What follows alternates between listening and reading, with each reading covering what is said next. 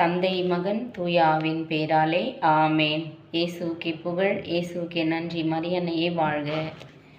வான மண்டலங்களில் உள்ள பொல்லாத தீய கூட்டங்களிலும் நமக்கு போராட்டம் உண்டு. பைபிள் விளக்கம். எபேசியர் 6ஆம் அதிகாரம். இறை திருவார்த்தைகள் 10, 11, 12 மற்றும் 13. கடைசியாக, என் சகோதரரே, கர்த்தரிலும் அவருடைய சத்துவத்தின் வல்லமையிலும் பலப்படுங்கள். நீங்கள் பிசாசின் தந்திரங்களோடு எதிர்த்து நிற்க திராணி உள்ளவர்களாகும்படி தேவனுடைய சர்வாயுத வர்க்கத்தையும் தரித்து கொள்ளுங்கள். ஏனெனில் மாம்சத்தோடும் இரத்தத்தோடும் அல்ல, துரைத்தனங்களோடும் அதிகாரங்களோடும் இப்பிரபஞ்சத்தின் அந்தகார லோகாதிபதிகளோடும் வான மண்டலங்களில் உள்ள பொல்லாத ஆவிகளின் சேனைகளோடும் நமக்கு போராட்டம் உண்டு.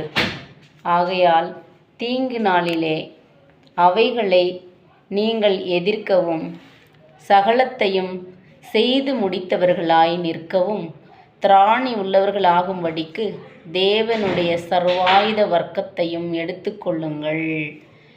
ஆமேன். பாருங்க, நமக்கு இந்த பூமியில் மட்டும் போராட்டம் கிடையாது, இறந்த பிறகும் வான மண்டலங்களிலும் நமக்கு போராட்டம் உண்டு தீய ஆவிகளோடு. அதுதான் 13வது வசனம் நமக்கு சொல்லி கொடுக்கிறது.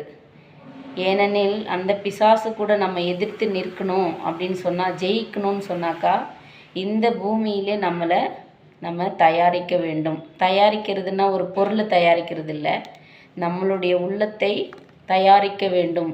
தயாரிப்பது எப்படி?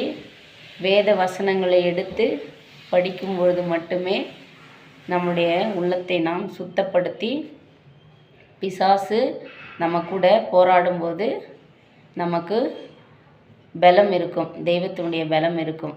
எனவே பிசாசு கூட நம்ம எதிர்த்து நின்று சண்டை போடுவதற்கு தேவையான சர்வ ஆயுதங்களான இந்த வேத ஆகமத்தை, பரிசுத்த விவிலியத்தை எடுத்து ஒவ்வொரு நாளும் படித்து நம்ம தயாராக இருக்க வேண்டும். பிசாசு கூட சண்டை போடுறதுக்கு பயந்து ஓடக்கூடாது.